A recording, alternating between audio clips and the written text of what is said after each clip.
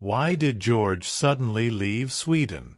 This is a pressing question currently being asked by many people in Sweden and beyond. It has sparked a great deal of curiosity and concern, and today I want to share with you the reasons behind my unexpected decision. Firstly, I want to express my heartfelt gratitude to all of you for your wonderful comments and unwavering support. Your messages truly come from the heart and have provided me with immense comfort during this challenging time. I've taken the time to read every single comment, whether it was posted on TikTok or YouTube, and each one has touched me deeply. Your love and support mean the world to me, and I consider myself fortunate to have such a strong community of family and friends in Sweden. Honestly, it saddens me deeply to have left my family and friends there. Leaving behind the life I built over 12 years was not an easy decision. But the reasons behind my departure from Sweden, and why it happened so suddenly, are complex and deeply personal. I hope that by sharing my story, I can help everyone understand my situation better. I have been living in Sweden for 12 years. I arrived as a Syrian citizen, like many others who left Syria due to the devastating war. We came to Sweden seeking refuge, safety, and a new beginning.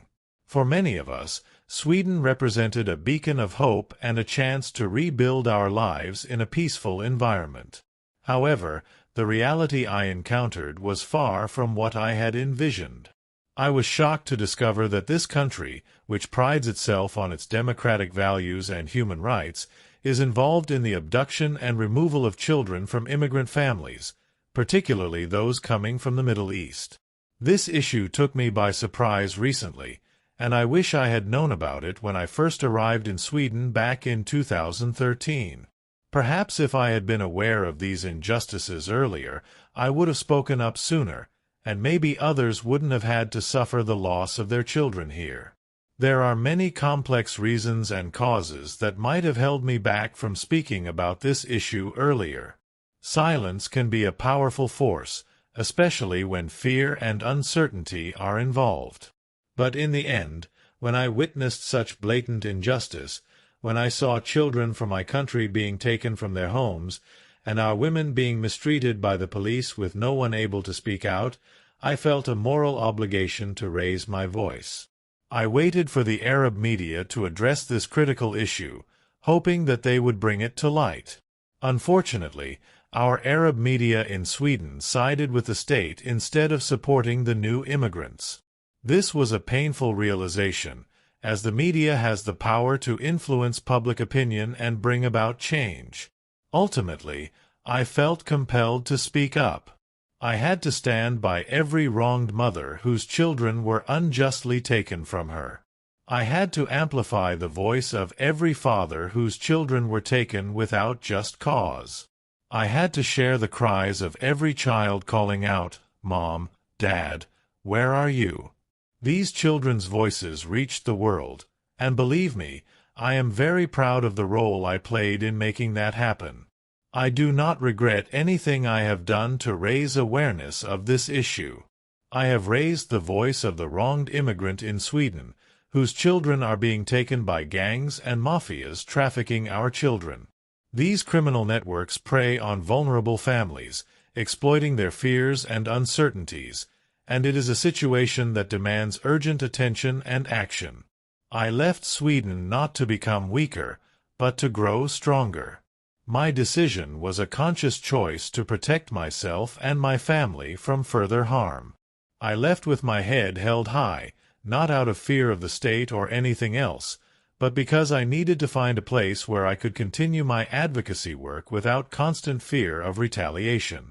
The state has harmed me in numerous ways, affecting my livelihood and many other significant aspects of my life, in an attempt to stop this movement, to halt this humanitarian cause that every honorable person is advocating for, demanding their children back. Ultimately, I couldn't bear the mounting pressures any longer. In 2018, my shop was burned, and the case was closed without anyone knowing who was responsible. My losses exceeded €100,000, and the state did nothing to help. They simply told me, "May God compensate you," as if that could ever replace what I had lost. In 2021, my mother faced a tragic end.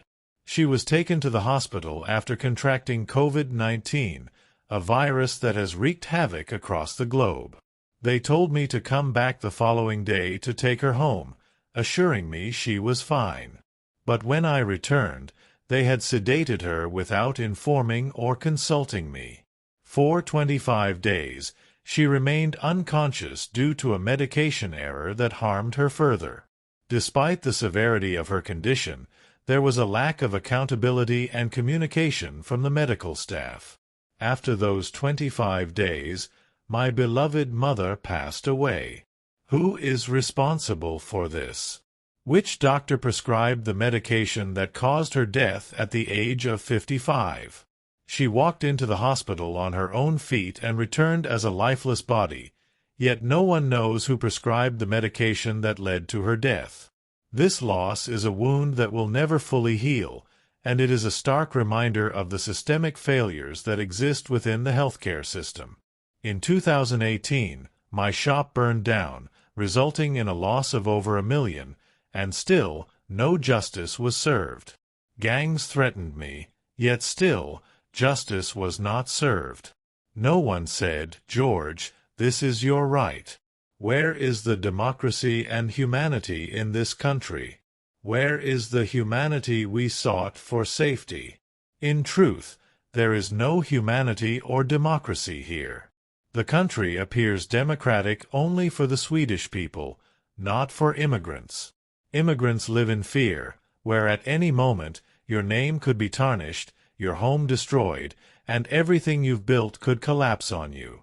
This is the reality of the country we came to, the country we aspired to reach, but the reality has been a harsh and bitter one. I left by my own choice. No force in the world could have made me leave, but I left because I was utterly exhausted. I came to my brothers and people in Australia who love me, just like you, my family and friends in Sweden. Upon arriving at the airport, believe me, there were 700 people in front of me, calling out, "George Thomas, come here." I was surprised and confused, not knowing what was happening. I told them I needed a translator because I didn't understand anything. A Lebanese officer kindly explained everything, asking about my experiences in Sweden and the issue of children. They had watched my videos and viewed me as a leader of a movement in Sweden. I told them, "I'm not a leader of a revolution. I'm a Syrian citizen who went to that country and saw injustice and child abduction.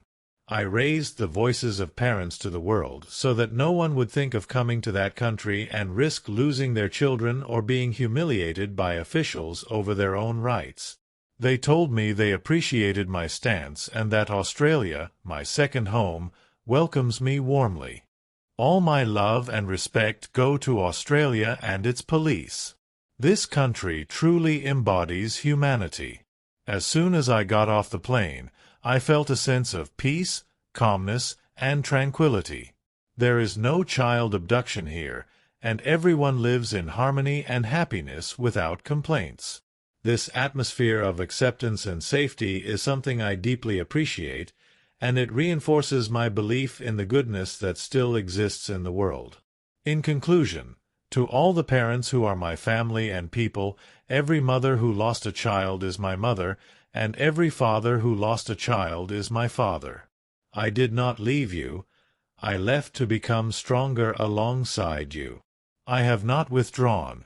Our cause is humanitarian and honorable. We will stand with you until every child returns home safely, and we will continue to fight for justice and equality for all. My warmest greetings to you all. I repeat my gratitude and love to those who wrote to me and inquired about me. Thank you all from the bottom of my heart.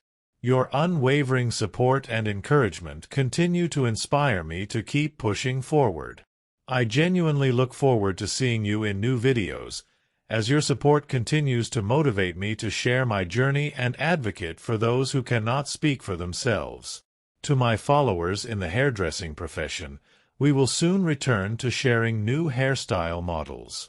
It's a passion of mine that I am eager to continue, as it brings joy and creativity into the lives of many. Thank you all, and goodbye.